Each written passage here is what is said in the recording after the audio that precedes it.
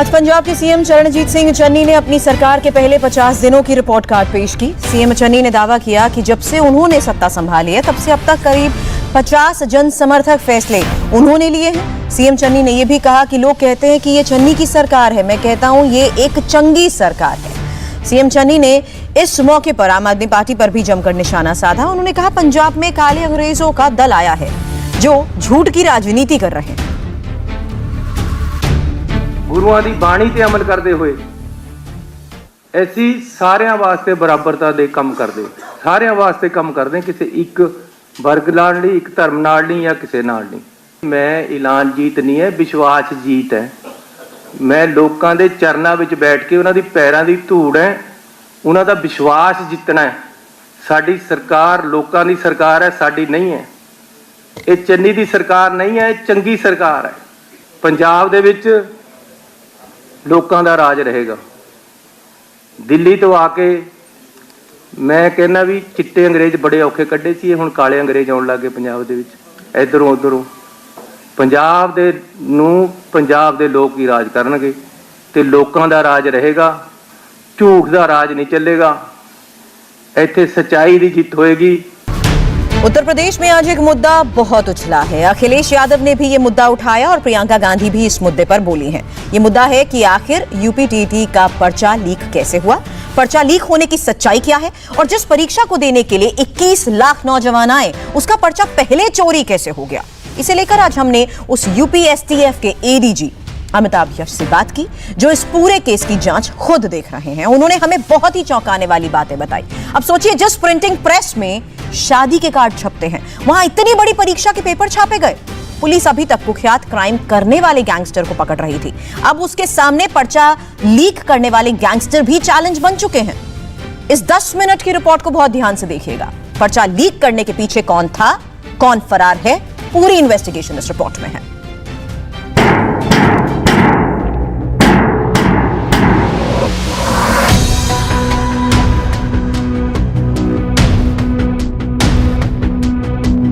Paper leak करने वाले जिन लोगों ने 21 लाख नौजवानों के भविष्य से खिलवाड़ किया, ये उन्हीं की प्रॉपर्टी है जिस पर यूपी पुलिस ने चढ़ाई शुरू कर दी है। कुर्की के बैनर लगाए जा रहे हैं। परीक्षा के जो पेपर बहुत ही सिक्योरिटी और सीक्रेसी के साथ छपने थे वो ऐसी प्रिंटिंग प्रेस में दिए गए जहां शादी के कार्ड छपते हैं। ये 13 करोड़ की डील थी जो नोएडा के एक 5 स्टार होटल में फिक्स हुई थी। यूपी में चुनाव से पहले यूपीटीटी का पेपर लीक होना नेशनल मुद्दा बन चुका है। अब सरकार ने पेपर लीक करने वालों पर गैंगस्टर एक्ट के तहत एक्शन लेना शुरू कर दिया है। सुनो श्रीमान जिलाधिकारी गाजीपुर महोदय के आदेश के क्रम में गैंगस्टर एक्ट की धारा 14(1) के अंतर्गत जनपद गाजीपुर के शिक्षा माफिया महेंद्र सिंह कुशवाहा पुत्र स्वर्गीय बंसी सिंह कुशवाहा निवासी रघुनाथपुर छावनी लाइन थाना कोतवाली गाजीपुर की फतेहुल्लाहपुर स्थित अचल संपत्ति को कुर्क किया जाता है। सुनो। कुशवाहा गैंग का कैसे पता चला, पेपर लीक करने का आखिर क्या तरीका था, इस पूरे मामले की इन्वेस्टिगेशन अभी कहां तक पहुंची है, इस पूरे मामले में हमने यूपीएसटीएफ के सीनियर अधिकारियों से बात की है। हम इस पूरे मामले की डिटेल इन्वेस्टिगेशन आपको बताएंगे क्योंकि एसटीएफ से बातचीत करने के बाद इस मामले में कई नए और चौंकाने वाली बातें सामने आई हैं। इस एग्जामिनेशन में बड़ी गलती ये हुई कि पेपर ऐसी जगहों से छपवाए गए जो सिक्योरिटी प्रिंटिंग प्रेस नहीं थे और इस कारण से एग्जामिनेशन के पेपर का आउट होना बिल्कुल अवश्यंभावी था, होना ही था। अगर वो नहीं होता तब हमें आश्चर्य होता। इस केस में 30 से ज्यादा लोग गिरफ्तार हो चुके हैं, लेकिन मास्टरमाइंड कौन है अब वो देखिए। उत्तर प्रदेश में टीईटी पेपर लीक के मामले में पता चला है कि ये पूरी डील परीक्षा नियामक प्राधिकारी के सचिव संजय उपाध्याय और आरएसएम फिनसर्व लिमिटेड के निदेशक अनूप प्रसाद के बीच हुई। दोनों के बीच 13 करोड़ रुपए में डील फिक्स हुई। सचिव संजय उपाध्याय और अनूप प्रसाद दोनों के बीच पुराने रिश्ते रहे हैं। बताया जाता है कि संजय उपाध्याय नोएडा में भी तैनात रह चुका है। सचिव संजय उपाध्याय इसमें सबसे बड़ा नाम, या कहें कि किंगपिन कहा जाएगा। उसने बिना टेंडर निकाले ही पेपर छापने का ठेका आरएसएम फिनवर्स कंपनी को दे दिया। कैसे पेपर्स पहुंचे और कैसे जो गैंग काम कर रहा था ये गैंग उन पेपर्स तक कैसे पहुंचा, माध्यम कौन बना सर?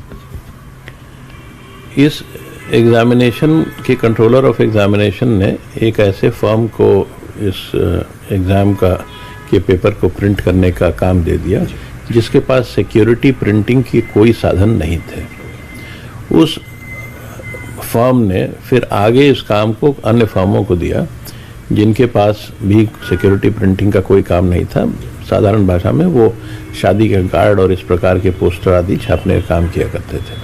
इस परीक्षा में प्रिंटिंग प्रेस को जो काम मिलना था उसकी लागत 13 करोड़ रुपए थी, लेकिन इतना बड़ा और इतना संवेदनशील काम होने के बावजूद ना ही कंपनी के बारे में जानकारी जुटाई गई, ना ही उसके टर्नओवर को देखा गया और ना ही उसके सेटअप के बारे में जानकारी ली गई। 21 लाख नौजवानों की परीक्षा कैसे मजाक बन गई। महीनों पहले से जो तैयारी की गई थी उस परीक्षा का इंतजाम पेपर लीक करवाने की नीयत से कैसे किया गया उसे ऐसे समझिए।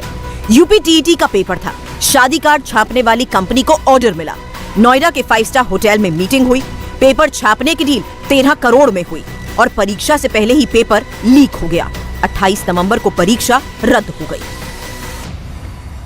यूपीएससीएफ का दावा है कि ऐसी लगातार मछलियों को पकड़ने के लिए उनकी इंटेलिजेंस विभाग लगातार काम करता है। यूपीएससीएफ ऐसे गैंग्स पर नजर रखने के लिए लगातार अपने मुखबिरों के संपर्क में रहता है। जैसे ही उसको इस बात की जानकारी मिलती है कि कोई भी गैंग इस तरीके की खतरनाक वारदात के बारे में अंजाम देने की योजना बना रहा है, यूपीएससीएफ जाल बिछा करके उसे पकड़ लेती है। एसटीएफ को जैसे ही ये जानकारी मिली कि ये गैंग यूपीटीईटी का पर्चा लीक कर चुका है, निश्चित तौर पर एसटीएफ की टीमें बनी और छापेमारी की गई और देश भर से 30 से ज्यादा लोगों की अहम गिरफ्तारियां की गई। इस प्रकार की मछलियों को पकड़ने के लिए लंबे समय तक जाल डालना पड़ता है और यही कारण है कि एग्जामिनेशन कंडक्ट होने के 24 से 12 घंटा पहले ही एसटीएफ ने बड़ी संख्या में ऐसे लोगों को पकड़ लिया जिन और ससबूत पकड़ लिया जिन लोगों ने एग्जामिनेशन की अस्मिता को या एग्जामिनेशन के सैंक्टिटी को भंग करने की कोशिश की। चलते हैं गाजीपुर, जहां कुशवाहा गैंग लंबे समय से एक्टिव रहा है। यूपी में कई पेपर लीक मामले में इस गैंग का हाथ रहा है। उत्तर प्रदेश में कुशवाहा गैंग की संपत्ति अब कुर्की जा रही है, जिसने यूपीटीईटी का पेपर आउट किया। ये इसी गैंग की प्रॉपर्टी है। करीब 5 करोड़ की लागत से बन रहा स्कूल है, ऊपर भी पुलिस खड़ी है और बाहर गेट पर सार्वजनिक सूचना का बैनर लगा दिया गया है। ये एक दूसरी बेनामी प्रॉपर्टी है जो महेंद्र कुशवाहा के भाई राजेंद्र कुशवाहा की है।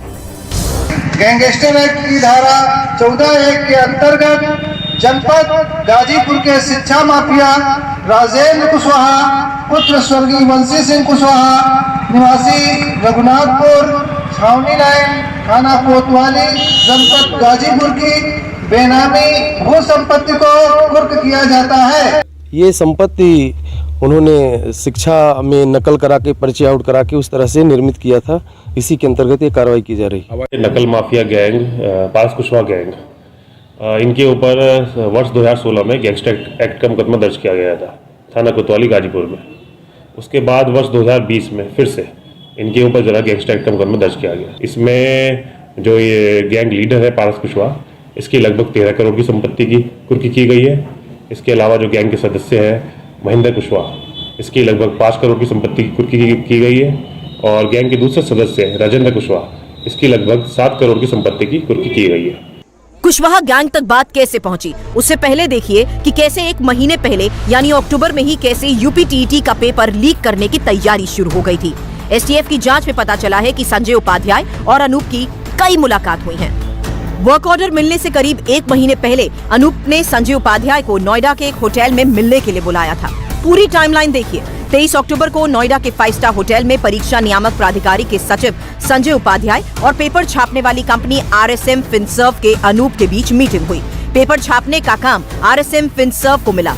इस पर 13 करोड़ पर बात पक्की हुई। 26 अक्टूबर को बहुत ही गुपचुप तरीके से बिना कोई टेंडर निकाले ही आरएसएम फिनसर्व को ठेका दे दिया गया।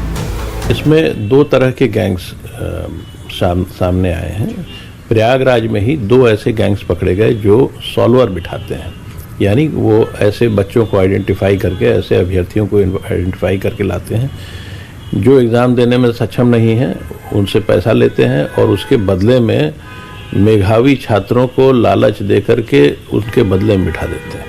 इस मैटर में भी सर ऐसा हुआ था? इस मैटर में भी ऐसा हुआ था और ऐसे कई गैंग्स थे जो पकड़े गए। इसके अलावा एक ग्रुप ऐसा भी था जो पेपर आउट करा रहा था और इनफैक्ट 2 ग्रुप्स अभी तक हम लोगों को जानकारी है कि 2 ग्रुप्स ऐसे थे जो पेपर आउट करा रहे थे। अब ये दोनों ग्रुप्स इंटरलिंक्ड है या नहीं, इसकी जानकारी अभी होनी बाकी है। अनूप की आरएसएम फिनसर्व को पेपर छापने का बड़ा ठेका मिला था, लेकिन उसके पास पेपर प्रिंटिंग का कोई इंतजाम नहीं था। इसी वजह से आरएसएम फिनसर्व ने ये ठेका 4 और छोटी प्रिंटिंग प्रेस को दे दिया।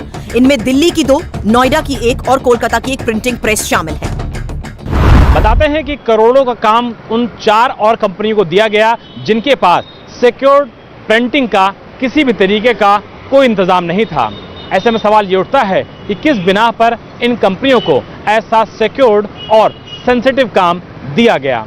सबसे ज्यादा हैरानी की बात यह है कि लाखों छात्र जिस परीक्षा की तैयारी कर रहे थे उसके पर्चे शादी का कार्ड छापने वाली कंपनियां बना रही थीं। इंडिया टीवी हर वक्त हर जगह डाउनलोड करने के लिए सर्च करें India TV news Google play store या ऐप